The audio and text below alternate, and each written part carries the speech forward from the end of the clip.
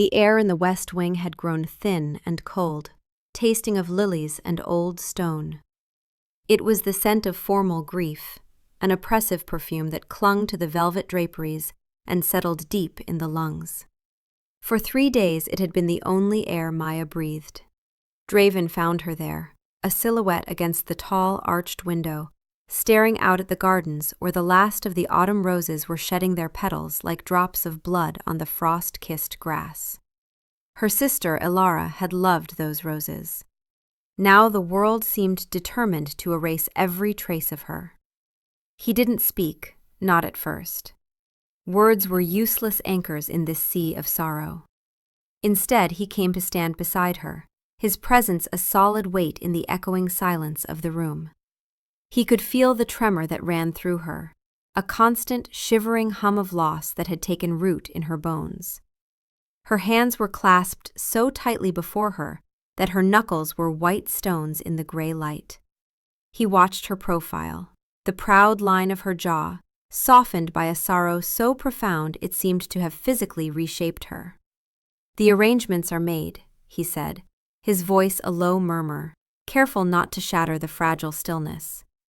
"Tomorrow, at midday." Maya gave a small, sharp nod, her gaze fixed on the dying garden. "I know." He saw the reflection of the room in the window pane, a distorted world of shadow and faint light. In it he was a king, broad-shouldered and draped in the dark, severe lines of mourning clothes. But beside her, he felt stripped of all title, reduced to a man watching the woman he loved drown. He reached out, his hand hovering in the space between them before he settled it over her clasped ones. Her skin was like ice. "I will be there," he promised, his thumb stroking the rigid bones of her hand. "I will be right beside you. You will not face this alone." She finally turned her head, and her eyes, the color of a stormy sea, usually so full of fire and wit, were hollowed out, empty. But in their depths, a flicker of something fragile and desperate surfaced. A plea. "Hold my hand, Draven. When they lower her into the ground, I need you to be holding my hand. Tightly, so I don't fall in after her." The words were a ghost of a whisper, but they struck him with the force of a physical blow. "I will," he swore, his voice thick with a sudden, fierce protectiveness. He tightened his grip, enveloping her frozen hands in the warmth of his own. "I swear it, Maya. Nothing on this earth will keep me from it." He leaned in, pressing his forehead against her temple, breathing in the scent of her hair, now mingled with the funereal lilies. For a long moment they stood like that, two figures carved from the same stone, braced against the coming tide. His promise was a shield, a fortress, the one solid thing in a world that had fractured beneath her feet. And in the cold, silent room, she allowed herself, for the first time in 3 days, to lean into him, to believe him. The morning of the funeral dawned gray and weeping, the sky a seamless shroud of bruised cloud. Draven dressed in silence, the starched black fabric of his formal coat feeling abrasive against his skin. His valet laid out the insignias of his office, the heavy chain and the somber signet, but he waved them away. Today, he was not a king. He was a husband, a man with a promise to keep. He found Maya waiting by the door, her face a pale mask beneath a delicate black veil. She did not look at him, but when he offered his arm, she took it, her fingers a cold pressure on his sleeve. They were halfway down the grand marble staircase when Lord Valerius intercepted them, his face a mask of harried importance. The man was a creature of parchment and sealing wax, his veins seemingly running with ink instead of blood. "Your Majesty," he began, bowing low, his voice a reedy intrusion. "1,000 pardons for the interruption at such a time, but an urgent dispatch has arrived from the northern port. The grain merchants of Oakhaven are refusing the new tariffs. They've blockaded the harbor." Draven's focus, which had been narrowed to the singular point of Maya's cold hand on his arm, was forcibly wrenched away. "A blockade? Over a 2% tariff increase? That's absurd.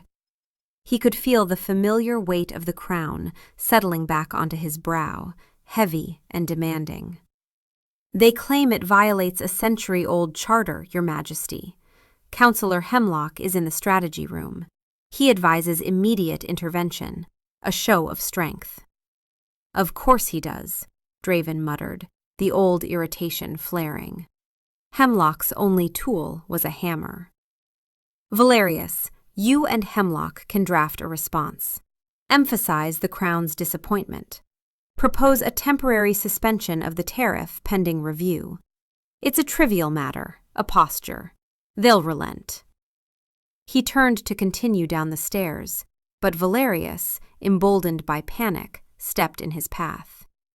Your Majesty, with respect, they are not posturing. The dispatch suggests they are backed by emissaries from our dear neighbors in Eldoria. This is not a trade dispute. It is a challenge to your authority. Your personal seal is required on the response. Your direct command. To delegate now would be seen as weakness. The words landed like stones. Weakness, authority, the twin specters that haunted his reign. His father's ghost was at his shoulder, whispering of duty, of the unblinking eye of the king. He glanced at the great clock in the hall. 10 in the morning. The funeral was at noon. This will not take long, he said, more to himself than to anyone else. He felt Maya's fingers tighten on his arm, a silent, desperate question. He turned to her, forcing a reassuring smile that felt like a grimace. My love, go on ahead with the cortege. I will handle this foolishness and be with you long before midday. I will be there, I promise. He saw the doubt warring with the need to believe in her eyes. Draven, she started, her voice barely audible. An hour. At most, he insisted, already pulling his arm free. He gave her hand a final, firm squeeze. I will not be late. He turned and strode toward the strategy room, the sound of his boots echoing on the marble, each step a betrayal he did not yet recognize. Valerius scurried behind him, already unfurling a scroll. The scent of lilies faded, replaced by the dry, dusty smell of politics and power. He was the king again, and the king had his duties. He told himself it was a matter of an hour, a single, insignificant hour. The strategy room was a cage of maps and frantic whispers. What was meant to be a simple matter of drafting a decree devolved into a spiraling debate. Counselor Hemlock, a man whose jowls quivered with self-importance, argued for mobilizing a battalion. Valerius wrung his hands and spoke of economic collapse. Emissaries were summoned, scribes were dispatched, and every word of the royal response was dissected and reassembled. The great clock in the hall chimed the half-hour, then the hour. Draven heard it, a dull clang in the back of his mind, a note of discord in the symphony of statecraft. I have time, he thought, dipping his quill into the inkpot. This is important. This is for the stability of the kingdom. Maya will understand. He argued over the precise wording of a subordinate clause, his focus narrowed to the point of a pin. He was defending his authority, projecting the strength his father had always demanded. The sun, weak as it was, climbed to its zenith, its watery light slanting through the high, narrow windows. Draven didn't notice. He was hunched over the great oak table, a general commanding an army of words, utterly blind to the real battle he was losing elsewhere. He was so consumed with preventing the perception of weakness that he failed to see the catastrophic weakness of his own character in that very moment. It was the sudden, frantic tolling of the chapel bells that finally broke the spell. Not the single, solemn bell for the funeral procession, but the cascading peal that signaled its conclusion. 12 chimes, followed by a resonant silence. Midday. The quill slipped from Draven's fingers, spattering a black tear of ink across the pristine parchment. A cold dread, colder than the grave Maya was now standing beside, washed over him. He looked up, his eyes wide with a horror that silenced the room. Hemlock, mid-sentence, let his jaw hang slack. Valerius flinched as if struck. "No," Draven whispered. He shoved himself away from the table, the heavy chair screeching in protest. He ran. He sprinted from the room, down the long corridors, his heart hammering against his ribs in a frantic, panicked rhythm. He ignored the shocked faces of the guards, the startled calls of his counselors. The air was thick with his failure. He burst out of the palace doors and into the courtyard, his breath tearing from his lungs. The royal carriage was gone. The entire procession was gone. He commandeered the nearest horse, a guardsman's stallion, and galloped out of the palace gates, heedless of rank or protocol. He rode like a madman, the wind whipping at his face, tearing at his fine morning coat. He urged the horse faster, faster, as if he could outrun the tolling of the bells, as if he could somehow turn back the sun in the sky. The city blurred around him, a smear of gray stone and solemn faces. He saw the black-clad citizens turning from the direction of the royal cemetery, their duty done, their condolences paid. He reached the cemetery gates just as the last of the mourners were departing. The air was damp and smelled of freshly turned earth. He dismounted, his legs unsteady, and staggered toward the family mausoleum. There it was, a rectangle of dark, raw soil beside the cold marble of her ancestors. A wound in the earth. It was finished. Bouquets of white lilies lay wilting on the mound. He had missed it all. He had not been there. Her sister was in the ground, and he had not been there to hold her hand. He saw her then, standing alone a short distance away, her back to him. Her veil had been thrown back, and her shoulders were rigid. She wasn't weeping. The stillness of her form was more terrifying than any storm of tears. He took a step toward her, his throat closing around her name. Maya. She didn't turn. She didn't move. It was as if she hadn't heard him, or as if the sound of his voice was no more significant than the rustling of the dead leaves at her feet. He had broken his oath. He had broken the one promise that mattered, and in the devastating silence of the graveyard, he understood that he had broken something far, far more important. He stood there, the king of 1,000 leagues of land, the master of armies and treasuries, and he had never felt so powerless, so utterly and completely bankrupt. The smell of damp earth and dying flowers was the scent of his own monumental, unforgivable failure. The ride back to the palace was a slow, agonizing procession of one. Draven let the horse walk, its hooves a funereal drumbeat on the cobblestones. The city looked different, its familiar lines sharpened into an accusation. Every window seemed like a watching eye, every shadow a pointing finger. He was a king returning from a battle he had not realized he was fighting, only to find his entire world burned to the ground behind him. He had chosen parchment over her pain, a trade dispute over her final goodbye. The thought was a physical sickness, coiling in his gut. He entered the palace through a side gate, avoiding the questioning eyes of the royal guard. The great halls, usually bustling with the quiet efficiency of servants and courtiers, were hushed. The silence was a living thing, vast and suffocating. It followed him up the grand staircase, clung to him as he walked the long, carpeted corridor to their chambers. He pushed the heavy oak doors open, a desperate, foolish hope fluttering in his chest. She will be here. She will be angry. She will scream at me, but she will be here. The rooms were empty. The air was still and cold, carrying no trace of her scent, no hint of her presence. A fire had been laid in the hearth, but remained unlit, a pyre of cold gray logs. The vast chamber felt like a mausoleum, a monument to a life that had just ended. His life with her. He walked through the sitting room, his steps unnervingly loud on the polished floorboards, and into their bedroom. The great canopied bed was perfectly made, the silken coverlet smooth and undisturbed. It had not been slept in. It had not been wept in. His gaze fell upon his desk, a massive piece of dark mahogany where he so often worked late into the night, poring over the very documents that had stolen him from her side. Something glinted in the fading afternoon light. He moved toward it, his legs feeling heavy, as if he were wading through deep water. There, in the center of the polished wood, sat her wedding ring. The simple band of pale gold, intertwined with another of white silver, representing the union of their two houses, their two hearts. It looked impossibly small, impossibly fragile, lying there alone. Beside it was a folded piece of cream-colored stationery, her personal correspondence paper. His name was written on the outside in her elegant, familiar script.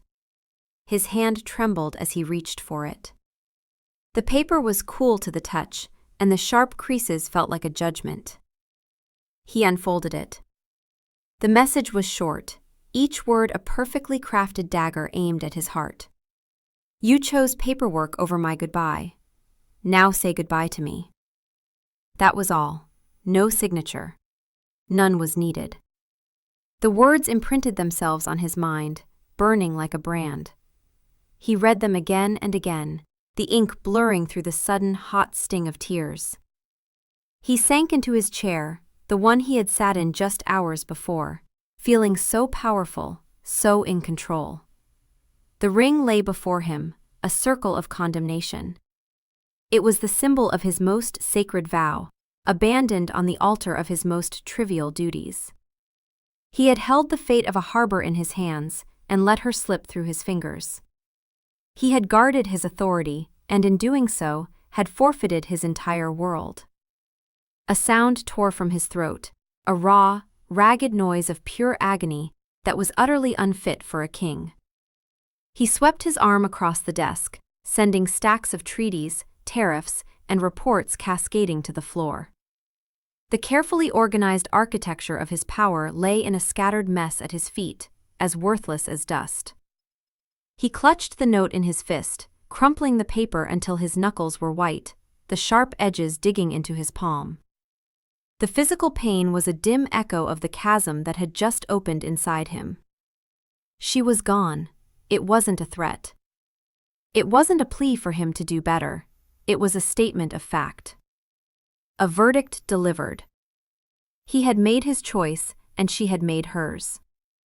The silence of the room pressed in, no longer empty, but filled with the deafening sound of her absence. He looked at the scattered papers on the floor, the instruments of his ruin, and for the first time, he saw them for what they were. Not the tools of a king, but the bars of a cage he had built for himself. A cage he had locked her out of, leaving her to face the wolves of her grief all alone. For a long time he did not move. He simply sat there, the crumpled note in one hand, her ring cold and heavy in the palm of the other, while the shadows lengthened and consumed the room, leaving him utterly alone in the dark. The darkness did not bring counsel. It brought only the stark, repeating image of Maya's face at the window, the hollowed-out look in her eyes, the ghost of her voice asking him to hold her hand. The memory was a torment, a relentless indictment he could not escape. He did not sleep. How could he, when every closed-eyed moment was filled with the sight of a fresh grave he hadn't been present for? Sometime in the deep, silent hours before dawn, a frantic clarity pierced through the fog of his grief and self-loathing. The cabin.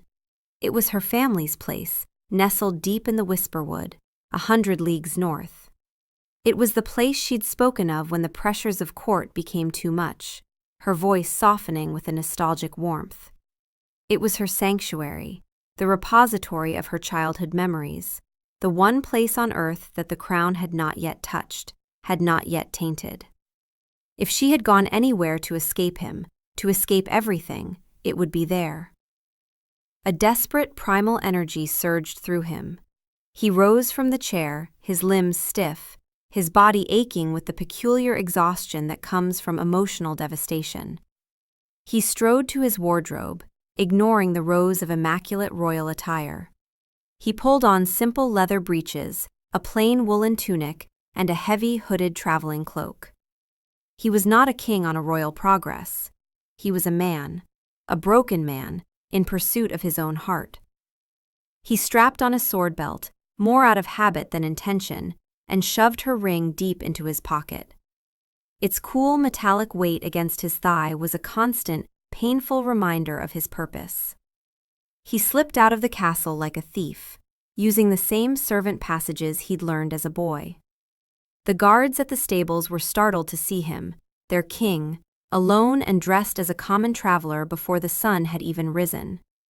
He did not explain. He simply chose the fastest, strongest horse in the royal mews, a black destrier named Midnight, and swung himself into the saddle. "No one is to follow me," he commanded, his voice raw and harsh. "No one." The guards, stunned into obedience, simply nodded as he wheeled the horse around and galloped out into the pre-dawn gloom. The journey was a blur of wind and thundering hooves, a desperate flight from the suffocating stillness of the palace. He pushed the horse mercilessly, stopping only when the animal was lathered and trembling, allowing it brief rests for water and grain before pressing on. He barely ate, barely slept. Gnawing emptiness in his stomach was a fitting companion to the gaping void in his soul. The world outside the capital was a tapestry of muted autumn colors. The rolling hills gave way to dense forests, the trees shedding their fiery leaves like embers from a dying fire. The air grew colder, sharper, smelling of pine and damp earth. It was the smell of the wilderness, the smell of her world. As he rode, his mind was a battleground of memory and regret. He remembered Alara, her easy laughter and sharp wit, so like Maya's. He remembered the three of them walking in the palace gardens, Alara teasing him about his formal seriousness, Maya linking her arm through his, her smile a beacon. He had loved her sister too, and he had failed her. He had failed them both. He saw Maya's face everywhere, in the dappled sunlight breaking through the canopy of trees, in the reflection on a still forest pool, in the shape of the crescent moon that hung in the night sky. Each vision was a fresh stab of pain. He recalled conversations he'd half listened to, moments he'd let slip by, always distracted by some dispatch, some petitioner, some trivial demand on his time that had felt, in the moment, like the most important thing in the world. How could he have been so blind? He had treated her love as a given, a constant and unshakable foundation upon which he could build his reign. He had never considered that the foundation itself required tending, that it could crack, that it could crumble into dust if neglected. On the third day, the forest deepened. The trees grew taller, their branches intertwining overhead to form a dense canopy that plunged the forest floor into a perpetual twilight. This was the Whisperwood. He was close. His exhaustion was a heavy cloak on his shoulders, but adrenaline and a desperate, terrified hope urged him onward. He followed the winding, barely there path he remembered from a map Maya had once shown him, her finger tracing the route to her childhood haven. Late in the afternoon, as the sun began its descent, casting long, searching fingers of golden light through the trees, he smelled it. Wood smoke. A thin gray plume curled into the sky just ahead. His heart seized in his chest. He slowed Midnight to a walk, the horse's heavy breaths loud in the profound silence of the ancient forest. He dismounted, tethering the horse to a low-hanging branch, and proceeded on foot, his boots sinking into a soft carpet of pine needles. And then he saw it. The cabin was small, built of dark, weathered logs, nestled in a small clearing beside a fast-running creek. It looked as if it had grown from the earth itself. A warm, yellow light glowed in its single window. It was real. She was real. She was here. He crept closer, his movements slow and cautious, like a hunter stalking a wounded deer. He stopped at the edge of the clearing, hidden by the trunk of a massive oak. He could see her through the window. She was sitting at a small wooden table, steaming mug cradled in her hands, her profile illuminated by the flickering light of an oil lamp. She was wearing a simple homespun dress, her hair unbound and falling over her shoulders in the dark cascade. She looked smaller and achingly beautiful. She was staring into the fire crackling in the stone hearth, her expression unreadable, lost in a world of her own making. He stood there for a long time, just watching her breathe. The sight of her, safe and whole, was a relief so profound it almost brought him to his knees. But it was followed swiftly by a wave of terror. She was here, in this world that was entirely hers, a world that had no place for a king. What if she wouldn't see him? What if she sent him away? The thought was more terrifying than any army, any rebellion. He had to try. He had to face her. Taking a deep breath that did little to calm the frantic beating of his heart, he stepped out from behind the tree and walked across the clearing. His footsteps were unnaturally loud on the crisp leaves. He reached the door and hesitated, his hand hovering over the rough-hewn wood. This was it, the last battle. He raised his fist and knocked. The sound echoed through the silent woods, a summons and a plea all in one. The sound of his knock hung in the air, a sharp, unnatural intrusion into the quiet world she had built around herself. For a long moment there was nothing. No movement from within, no sound but the crackle of the fire and the murmur of the nearby creek. Draven's heart hammered against his ribs, a frantic bird trapped in a cage of bone. He thought, for one terrible second, that she would simply ignore him, that she would leave him standing on her doorstep until the cold and the darkness drove him away. It was a fate he knew he deserved. Then he heard the scrape of a chair on the wooden floor. Slow, deliberate footsteps approached the door. The latch clicked, a sound as final as a guillotine's release, and the door swung inward. She stood before him, framed in the warm, golden light of the cabin. She was not surprised. Her face was calm, her expression unreadable, as if she had been expecting him all along. Her eyes, those stormy seas of gray and green, were not hollowed out as they had been in the garden, but they were cold, glacially cold. They looked at him not with hatred or anger or even sorrow, but with a flat, devastating emptiness. It was the look one gives a stranger, a matter of no consequence. "Draven," she said, and his name on her lips was not an endearment but a simple statement of fact. She did not move aside to let him in. She stood her ground, a silent, immovable guardian of her own sanctuary. "Maya," he breathed, his voice rough with exhaustion and disuse. Words failed him. All the speeches he had rehearsed on the long ride north, all the eloquent apologies and desperate pleas, they all evaporated in the face of her profound stillness. He could only stare at her, drinking in the sight of her, reality of her, while the chasm of his failure yawned between them. "You shouldn't be here," she said, her voice quiet but firm. There was no tremor in it, no hint of the broken woman he had left behind. This was someone new, someone forged in the fire of his betrayal. "I had to come," he managed, taking a half step forward. "I had to see you, to talk to you." "There is nothing to talk about," she replied, her gaze unwavering. "You made your choice. The kingdom needed you. I understand. A king has his duties." The words were reasonable, placid, but they were laced with a venomous irony that cut him deeper than any shouted accusation could have. She was dismissing him with the very logic he had used to dismiss her. "No," he said, shaking his head, a desperate denial. "No, you don't understand. It wasn't a choice. It was a mistake.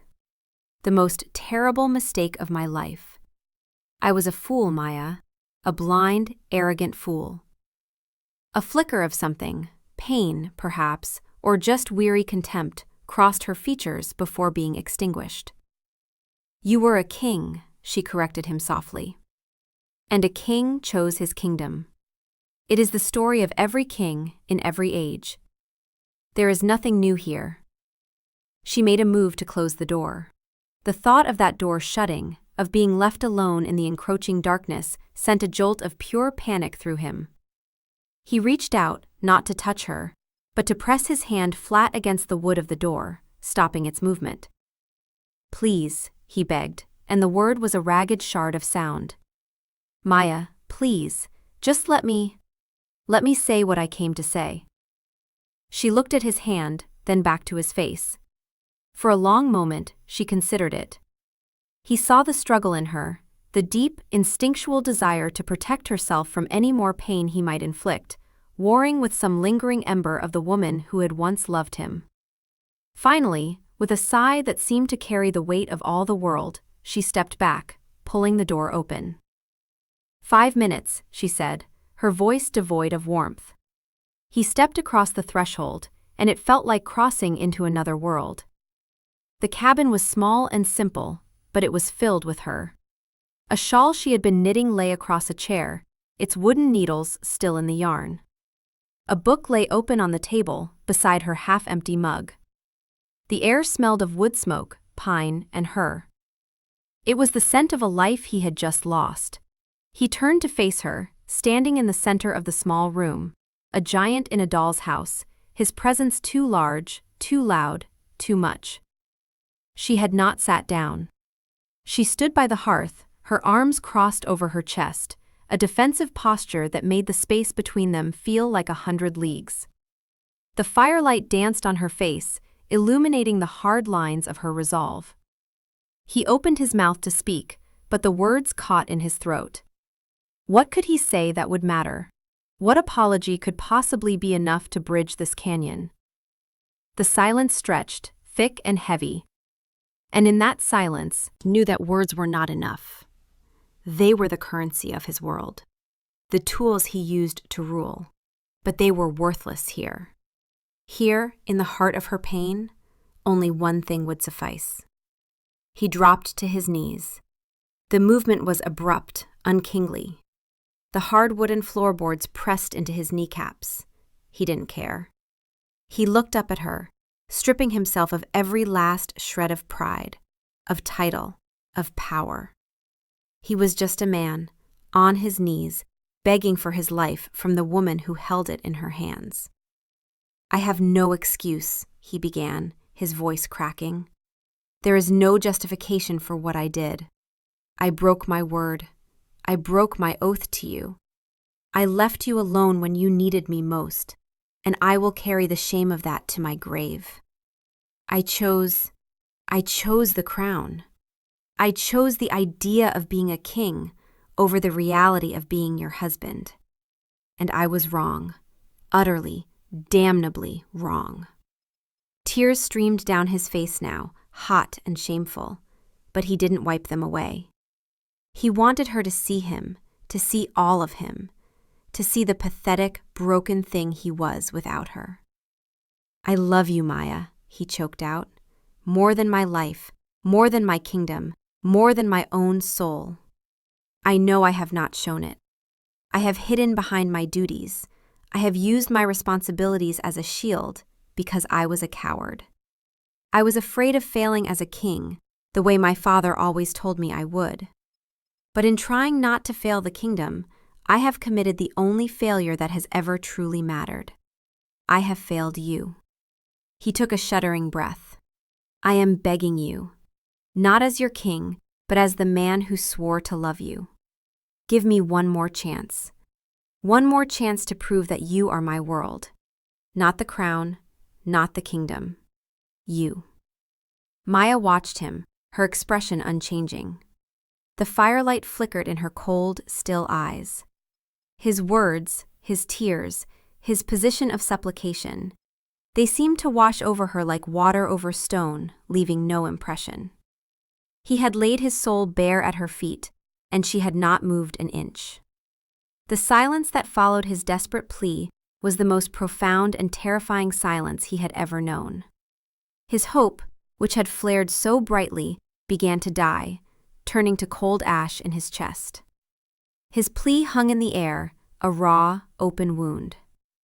Maya's silence was a physical thing, a pressure in the room that was heavier than any crown.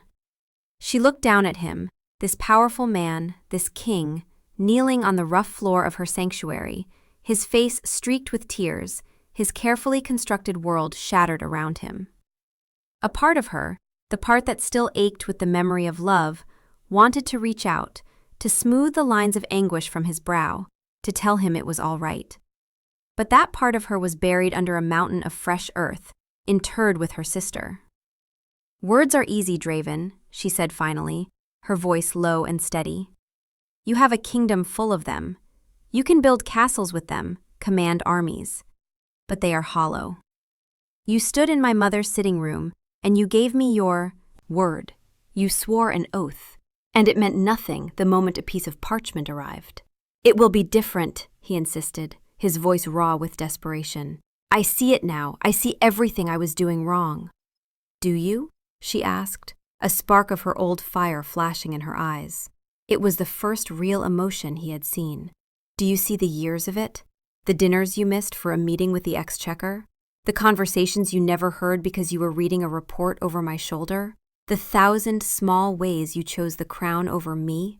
Over us? This wasn't the first time, Draven. It was just the last. It was the one that I could not forgive, the one that proved to me that I would always, always come second." Her words were true. Each one was a nail hammered into the coffin of his arrogance. He had been doing this for years, chipping away at their foundation with his relentless, obsessive sense of duty. He had believed he was serving them both, securing their future, but he had been starving their present. "Then let me show you," he said, his gaze locked on hers. "Don't believe my words. Let me show you." With a surge of purpose, he rose to his feet. He walked to the cabin door and threw it open, letting the cold night air rush in. He whistled, a sharp, piercing sound that cut through the forest quiet. For a moment, there was only the sound of the wind in the pines. Then, a figure detached itself from the deeper shadows at the edge of the clearing. It was Rhys, the captain of his personal guard, the one man he trusted implicitly, who must have followed him at a discreet distance, protocol be damned. Rhys approached, his face a mask of professional neutrality, though his eyes darted from the king's ravaged expression to the queen's rigid posture. He stopped a respectful distance from the doorway and bowed. "Your Majesty." Draven ignored the formality. "Rhys," he said, his voice ringing with an authority that was different now, not the authority of a king commanding a subject, but of a man making an irrevocable choice. "You will ride back to the capital. You will ride without stopping. You will deliver a message to Lord Valerius and the entire council." He paused, turning his head to look back at Maya. He wanted her to hear this. He needed her to witness it. "Tell them that King Draven is on indefinite leave from his duties. All matters of state are to be handled by the Royal Council until further notice. All petitions are to be deferred. All audiences are cancelled. The Northern Port dispute is to be resolved by whatever means they deem necessary. I no longer care. My seal is to be left in the Council's trust." He took a deep, shuddering breath, the next words costing him more than any treaty or declaration ever had, and yet they were the truest words he had ever spoken. "Tell them the king's sole and only priority is his wife. He will not be returning to the palace. He will not be attending to any matter of state, no matter how urgent, until she is ready for him to do so. His place is with her. That is all." Rhys's eyes widened almost imperceptibly. This was not just a delegation of duty. It was an abdication, however temporary. It was an earthquake that would shake the foundations of the kingdom. He looked from Draven to Maya, who stood silhouetted in the doorway, her expression still unreadable. He bowed again, deeper this time. "It will be done, Your Majesty." "Go," Draven commanded. "Now." Rhys turned without another word, melting back into the darkness. A moment later, they heard the sound of a horse galloping away, the hoofbeats fading into the vast, silent wilderness. Draven turned back to Maya. He had done it. He had severed the chains, thrown the crown into the sea. He stood before her now, not as a king, but only as a man. He was terrified. He had just gambled his entire kingdom on a single, desperate hope. The cabin was silent save for the crackling of the fire. Maya had not moved. Her arms were still crossed, but he saw a tremor run through her, a fine, barely visible shiver. He had breached her walls. He had fired a cannonball at her fortress of solitude, and he saw, for the first time, a crack in the stone. She stared at him, her eyes wide now, the coldness in them receding, replaced by a dawning, disbelieving shock. He had done the one thing she had never imagined he could do. He had let go. He had chosen her, not in word, but in deed, a deed with consequences so massive they were almost impossible to comprehend. The royal council, a nest of vipers and ambitious peacocks, left to their own devices? The northern lords, unchecked? It was madness. It was unthinkable. And he had done it. For her. A single tear escaped her eye and traced a slow, glittering path down her cheek. It was the first tear he had seen her shed since her sister's death. It was a tear for her sister, for her grief, for the husband she thought she had lost, and for the man who had just set fire to his own world in a desperate, magnificent attempt to find his way back to her. He did not move toward her. He did not press his advantage. He had made his move, and now the choice was hers. He stood in the open doorway, letting the cold wind wash over him, and waited. He would wait for an eternity if he had to. The silence that followed the departure of his messenger was of a different quality. It was no longer a weapon, a shield she wielded against him. It was something more fragile, a space for thought, for feeling. The cold night air spilling through the open door seemed to carry away the stale atmosphere of grief and recrimination, leaving something clean and raw in its place. Maya finally uncrossed her arms, her hands falling to her sides. She wiped the solitary tear from her cheek with the back of her hand, a small, unconscious gesture that spoke of a vulnerability she had refused to show him. "You're a fool," she whispered, her voice husky. "They will tear the kingdom apart." "Then let them," he said, his voice quiet but absolute. "It is a kingdom of dust without you. I would rather be a beggar with you than a king alone in that cold, empty palace." He saw her throat work as she swallowed. She believed him. The truth of his words was stark and undeniable, proven by the hoofbeats now fading into the immense northern wilderness. He had just committed an act of political suicide, a dereliction of duty that would be spoken of by historians for centuries. And he had done it without hesitation. "My sister is dead," she said, the words falling into the quiet room like stones into a still pond. It was the first time she had said it to him directly. "She's gone, and you weren't there." The accusation was there, but its sharp edges had been worn down, eroded by the sheer, shocking scale of his sacrifice. What was left was the simple, aching pain of it. "I know," he said, and his own voice was thick with unshed tears. "And I can never change that. I can never give you that moment back. All I can do is promise you that for every moment we have left, I will be there. I will never choose a piece of paper over your hand again. I will never let you face anything alone. Not for an hour, not for a minute." He took a hesitant step into the room, then another.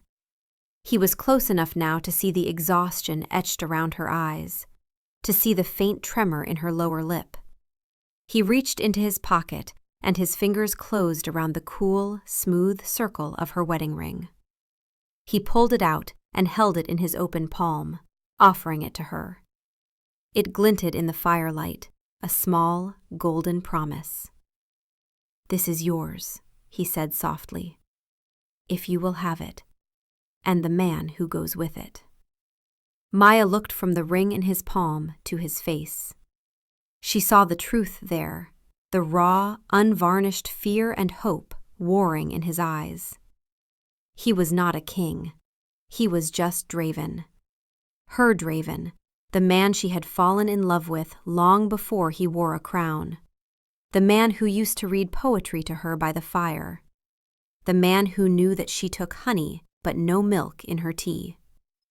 That man had been buried for years beneath the weight of a kingdom, but now, here he was, resurrected by his own desperate act of love. Slowly, as if her arm were impossibly heavy, she lifted her left hand. It was bare, pale, and trembling slightly. She did not take the ring. She simply held her hand out to him, an invitation. Understanding dawned on him, a wave of relief so powerful it almost buckled his knees. He took her hand in his. Her skin was still cool, but it was no longer the deathly ice of the morning room. There was life in it. With his other hand, he picked up the ring from his palm and, with painstaking care, slid it back onto her finger. It settled into place, a perfect fit, a homecoming. He did not release her hand. He held it gently, his thumb stroking her knuckles, just as he had done in the West Wing what felt like a lifetime ago. But this time, it was not a promise of a future act. It was the act itself. It was the beginning of the long, slow work of keeping his vow. She looked down at their joined hands, at the familiar gold band back where it belonged. Another tear fell, then another. This time, she didn't wipe them away. The dam of her composure, so carefully constructed, finally broke. A sob escaped her, then another, and she crumpled, her grief for her sister, for the days of loneliness, for the pain of his betrayal, all of it pouring out of her at once. He was there. He closed the distance between them and wrapped his arms around her, pulling her against his chest. He held her tightly as she wept, her small body shaking with the force of her sorrow. He buried his face in her hair, breathing in the scent of her, and whispered her name over and over again, a prayer, a litany. He didn't offer empty platitudes or false comforts. He just held her. He was her anchor in the storm, the solid ground beneath her feet. He was finally doing the one thing she had asked of him. He was holding on so she wouldn't fall. They stood like that for a long time, locked in an embrace by the warmth of the fire while the cold night deepened outside. The kingdom could wait. The world could wait. The past could not be changed, and the future was uncertain. But in the small, quiet space of the cabin, a husband held his wife as she grieved, and in the simple, profound act of being present, a new foundation was laid, stone by painful, precious stone. The fire in the hearth burned low, its crackling subsiding to a soft, rhythmic hiss. The storm of Maya's grief had passed, leaving in its wake a profound, shared stillness. She was still leaning against him, the solid wall of his chest a comfort she hadn't realized how much she'd missed. He had not let her go, not for a moment. His arms were a fortress around her, and for the first time in what felt like an eternity, she felt safe. She finally stirred, pulling back just enough to look up at him. His face, illuminated by the dying embers, was a landscape of contrition and bone-deep weariness. But in his eyes, there was a clarity she had not seen in years, a focus that was directed entirely, solely, at her. "What will you do?" she asked, her voice a raw whisper. "You cannot simply abandon your post. The kingdom." "The kingdom has a council," he interrupted gently but firmly. "It has ministers and laws. It will survive. For years, I told myself that I was the only thing holding it all together. That every decision, no matter how small, rested on my shoulders. That was my pride, Maya. My arrogance. I made myself essential because it was easier than facing what I was truly afraid of. "What were you afraid of?" she asked, her hand coming up to rest on his chest, right over his heart. She could feel its steady, rhythmic beat beneath her palm. He took a deep breath, the confession seeming to cost him a great deal. Of failing. Of not being him. He didn't have to say the name. His father. King Theron, the conqueror, the lawgiver. A man whose shadow had stretched long over Draven's entire life. He lived and breathed for the crown. He saw love, family, as distractions, weaknesses. He taught me that a king's heart must belong to his people, not to one person. I spent my whole life trying to be the king he wanted me to be, and I almost lost the one person who taught me how to be a man. The admission settled between them, a truth that explained so much. All those years of him choosing duty, it wasn't that he loved her less, it was that he was terrified of a ghost, fighting a war with a dead man's expectations. "You are not your father, Draven," she said softly, her fingers curling into the fabric of his tunic. "I know that now," he said, his voice thick with emotion. "Standing in that graveyard, seeing that fresh earth, I realized that I didn't care if I lost the respect of my father's ghost. I only cared that I had lost yours." He brought his hand up to cup her face, his thumb gently stroking her cheekbone. "My reign begins now, Maya. Not the day I was crowned, but today. And the first law of my new kingdom is this: you come first. Always. Before council, before tariffs, before any of it. You." She leaned into his touch, her eyes fluttering shut. It was everything she had ever wanted to hear, but it was more than the words now. It was the weight of his actions behind them. He had proven it. He had burned the old kingdom down to build a new one, here, with her. "Come," she said, her voice stronger now.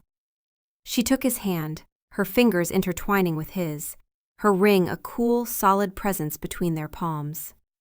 She led him toward the small wooden table. "You must be starving."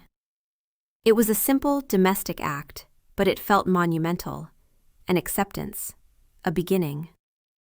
She busied herself at the hearth, adding a log to the fire, filling a kettle with water from a pail. He sat at the table and just watched her, a sense of overwhelming gratitude washing over him.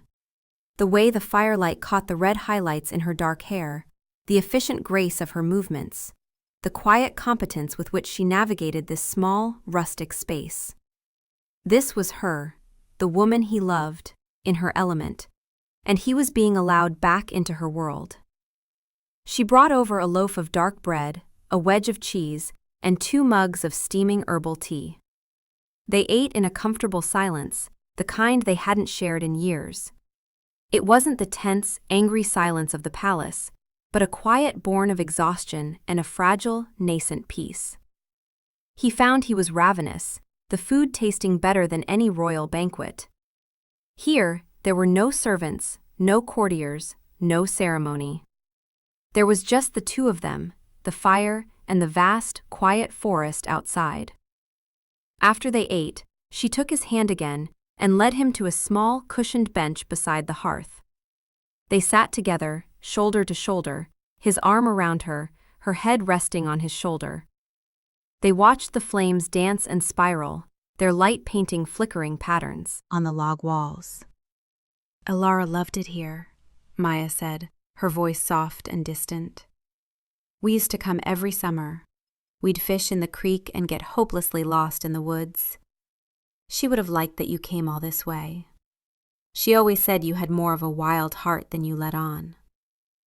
Draven felt a pang of sorrow for the woman whose death had been the catalyst for all of this. "She was right," he murmured into her hair. "I just forgot how to listen to it." They talked for hours.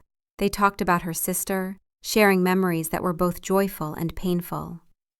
Maya spoke of her last days, of her courage, and of her own profound, numbing grief. And he listened. He didn't try to fix it. He didn't offer solutions or strategies. He just listened, holding her hand, his presence a quiet, unwavering support. He was finally learning that love wasn't about grand pronouncements or displays of power. It was about the small, sacred act of paying attention. It was about showing up. As the moon climbed high in the sky, casting a silver light over the sleeping forest, a deep, settled peace descended upon the small cabin. The future was still a question mark. Returning to the capital would mean facing a political firestorm of his own making. Rebuilding the trust between them would take more than one night, more than one grand gesture. It would take a lifetime of small, consistent choices. But as Maya finally drifted to sleep, her breathing soft and even against his chest, Draven looked into the glowing embers of the fire and felt not fear, but a quiet, resolute calm. He had made his choice. He had chosen his true north.